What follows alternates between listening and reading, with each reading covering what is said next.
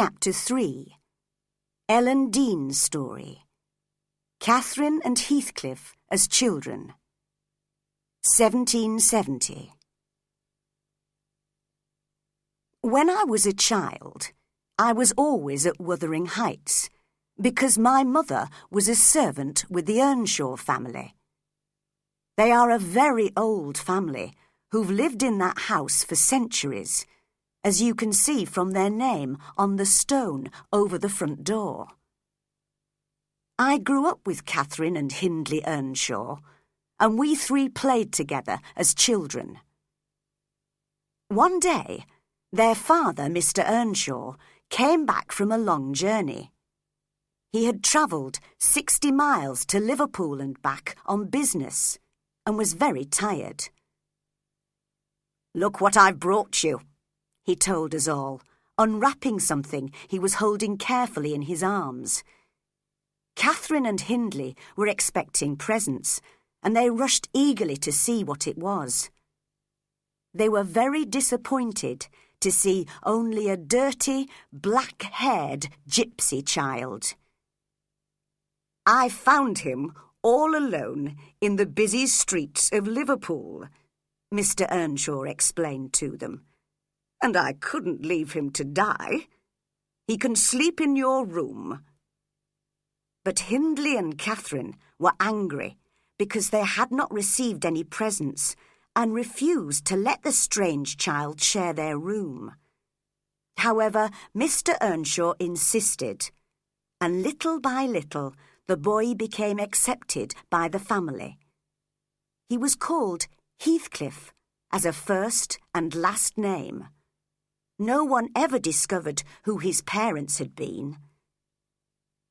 Catherine and he became great friends, but Hindley hated him and was often cruel to him.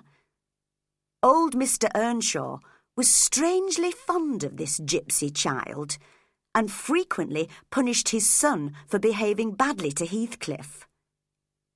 Hindley began to be jealous of his father's feelings for Heathcliff and saw them both as enemies. The situation could not last.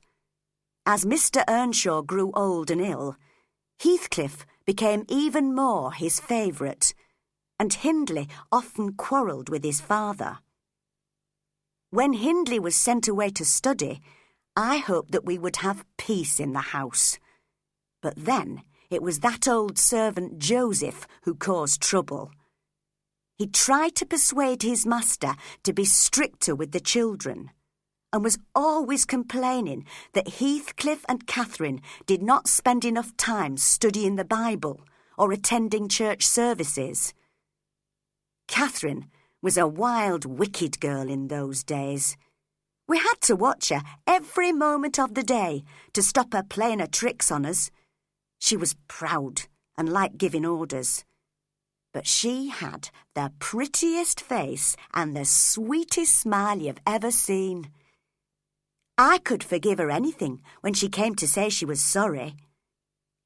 She was much too fond of Heathcliff, and the worst punishment we could invent was to keep her separate from him. Her father could no longer understand her or her behaviour, and Catherine did not realise that his illness made him less patient with her. At last, Mr. Earnshaw found peace. He died quietly in his chair by the fire one October evening in 1775. The night was wild and stormy, and we were all sitting together in the big kitchen. Joseph was reading his Bible at the table, while Catherine had her head on her father's knee. He was pleased to see her so gentle for once, and she was singing him to sleep.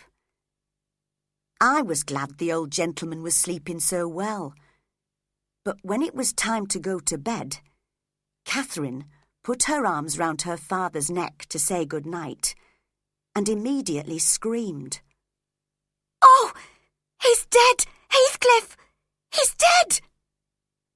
Heathcliff and I started crying loudly and bitterly too. Joseph told me to fetch the doctor, so I ran to the village, although I knew it was too late. When I came back, I went to the children's room to see if they needed me, and I listened for a moment at their door. They were imagining the dead man in a beautiful, distant place, far from the troubles of this world. And as I listened, crying silently, I could not help wishing we were all there safe together.